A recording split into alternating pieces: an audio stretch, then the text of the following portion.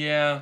Well, you know what? We'll start with just a little bit. Like, so usually we'll do a segment after we've had a D&D session, but really not a lot happened. We kind of walked to a place, fought a couple of things, and then opened a waterfall, went in, and we're like, hey, look, we found this fucking like underground cavern type area.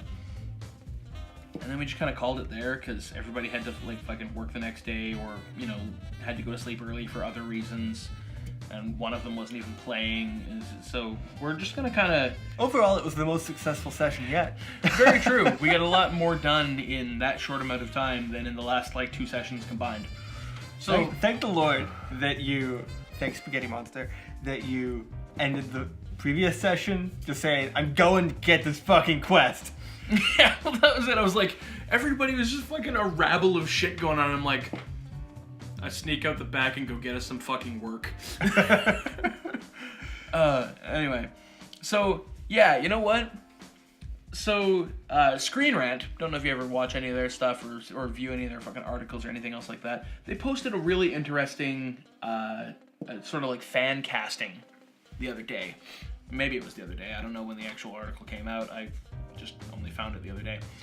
Where they cast a 1980s version of the Marvel Cinematic Universe, essentially. Featuring, like, basically everybody kind of at the peak of their fucking career in, like, 1980 or whatever. Or in some cases at, like, the beginning of their career.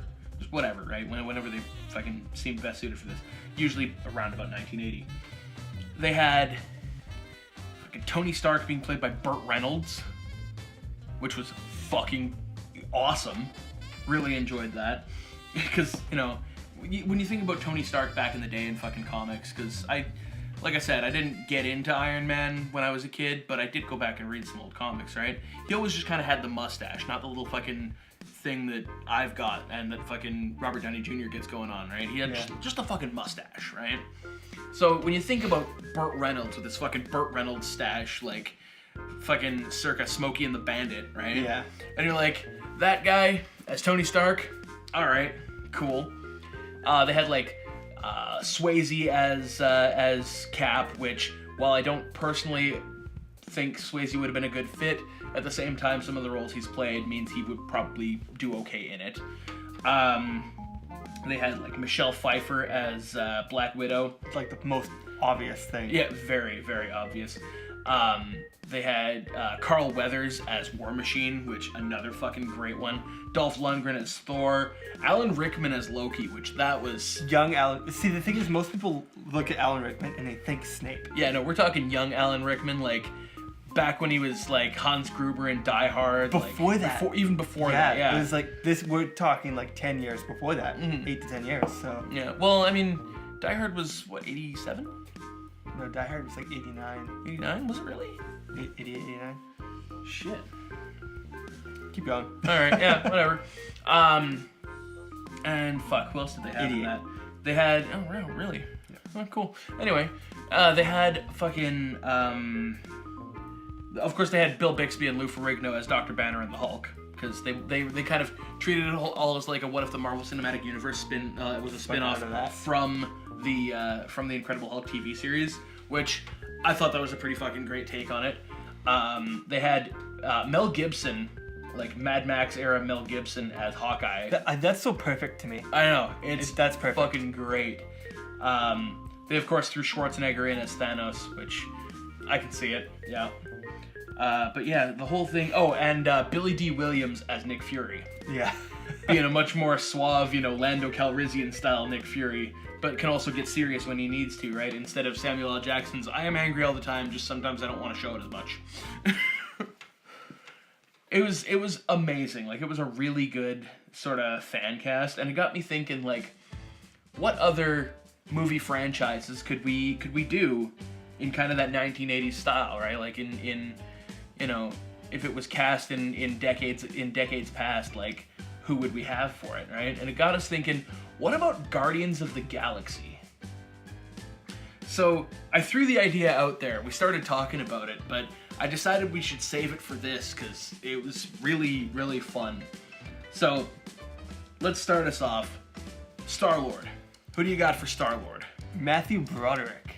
Like, Ferris Bueller era Matthew Broderick? I think it would be a little bit later. A little bit later? Yeah, because I guess when he acted that, he was probably like 20. Mm-hmm. But you could go a little bit later, still 80s. If we're going like sort of 87, he would have been, he was born in 62, so he would have been like 25. Okay. And I think that would work. 25-year-old Matthew Broderick as Star-Lord. All right. I can see that. You know, still playing off some of the fucking, a little bit of the boyish charm that he still had going until he was like 30. Yeah. And to me, he seems kind of like Star-Lord is very, he's not like super dumb or anything, but he does like dumb things and he acts dumb a lot. Mm-hmm. And Matthew Broderick can do that. Yeah, he can. So I mean, he did take that Godzilla movie. Oh, snap. Yeah. I don't think that's even a snap. That's like, he's like, yeah. Yeah, no, I think even he knows that movie was fucking stupid. I mean, even though I loved it when I was a kid. That's a movie that not even fucking Jean Reno could save, and that man could save damn near anything. Oh yeah. I fucking love that guy. Me too. All right. I actually forgot he was in that. So we got our Star-Lord. Okay. Who you taking for Drax? Ooh. Drax the Destroyer. I know who I'd pick. Okay, I don't know. Who do you got? Andre the Giant.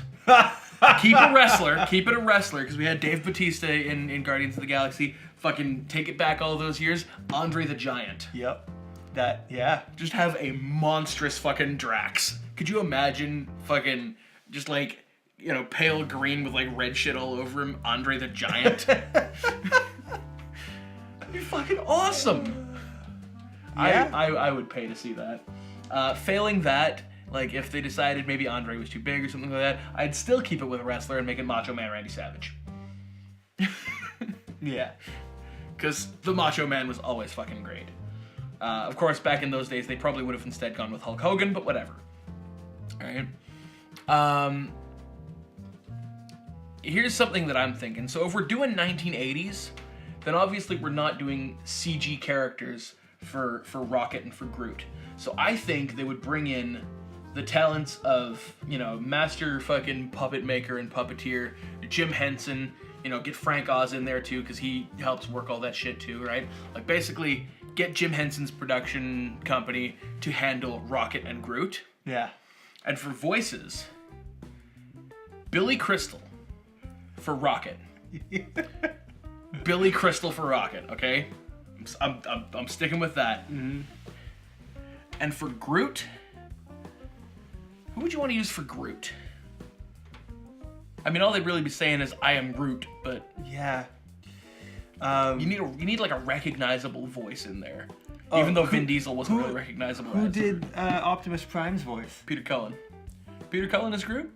Yeah, I can see that. I might actually give it to Frank Welker though, Megatron, because he does. Yeah, I think if we're going for like 1980s and you want someone who just voice acts, then yeah, Frank Welker as the voice of Groot. I can see it. I can dig it. Yeah. We'll go with that. All right.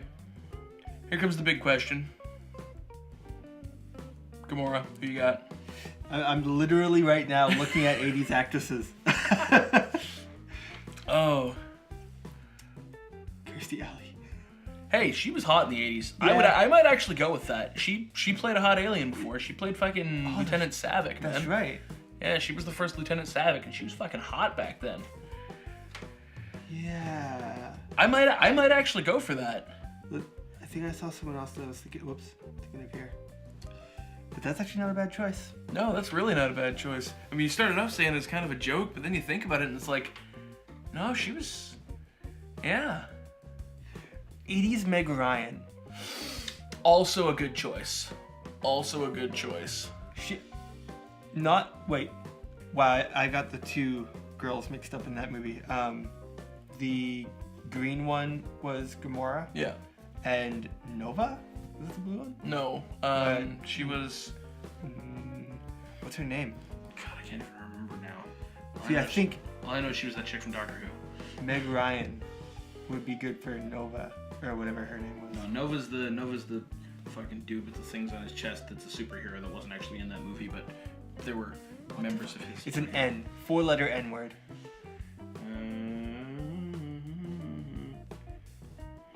Sharon Stone.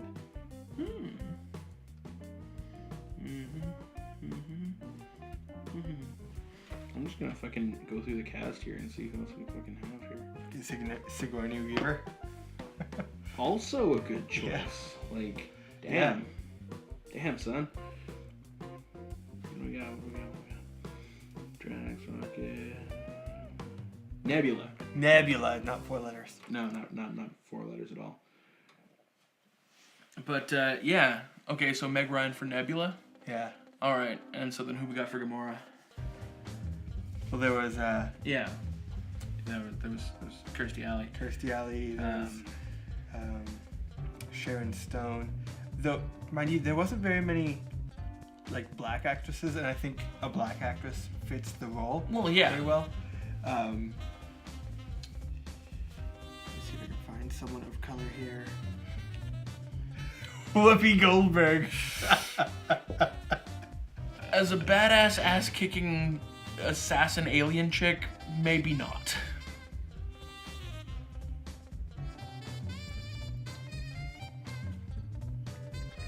Yeah, and I guess we wouldn't want to go too white with the entire cast, right? Natasha Henstridge.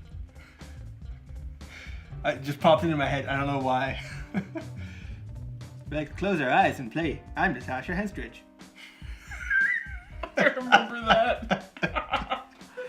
Oh, that's good shit. Well, while you're figuring that out, I'm trying to figure who we want to take over for Lee Pace and play Ronan the Accuser. Who do we want for our bad guy? Who am I kidding? It would probably also be Alan Rickman. Yeah, right? He's a terrible enemy, though. It was a bad enemy. Like, the movie wasn't even like... It was just like, here's some awesome people. Oh yeah, there's an enemy too. Yeah. Well, I mean, he did kind of like stand up to Thanos and be like, bitch, make me a sandwich. And Thanos is like, dude, you don't want any of what I am right now. Yeah, maybe we wouldn't want to waste Alan Rickman on that. Because he plays really good villains. Yeah. Let's see. Nothing about him stands out to me, though. Like, nothing about that character. Like, I couldn't even, like, care enough to put someone that I liked in that role. Mm-hmm. So. I just like the fact that he was Lee Pace. That guy's awesome. Yeah. You know, I mean, he played Orlando Bloom's father despite being younger than Orlando Bloom. In Hobbit movies. That's so funny. In the Divergent movies, Mm-hmm. have you seen any of them? No. No. The main guy, his name's Four. Mm-hmm. They escape the city, and they find his mother, who had left as well because they're divergent or whatever. Mm-hmm. And like the first time I saw her, and then she's like, "Hi, son," or something like that. I literally burst out laughing in the theater because Four looks older than her. Like, she looks like a 25-year-old woman. She's probably in her 30s, but like Four looks like he's almost 30. So, yeah, bad casting. Yeah, I'm not actually sure who I'd want to use for Ronan either. Damn. I'm not sure it really matters. No, probably not. We'll just make them face Schwarzenegger as Thanos as well. Yeah, sure. Yeah, there we go. Boom. Job's done. I feel like we're missing someone. We got everyone? Let me investigate. This is something we should do more often as well. I like fan casting. Just go into my old Wizard comics and see what they casted there, and then Yeah, that'd be pretty fucking good. where do I have my Wizard comics? Are they in here? I don't know. I wonder what I did with them. Well, so that fan casting was actually kind of short. So what do you say I move us into the pitch? Oh shit! Yeah.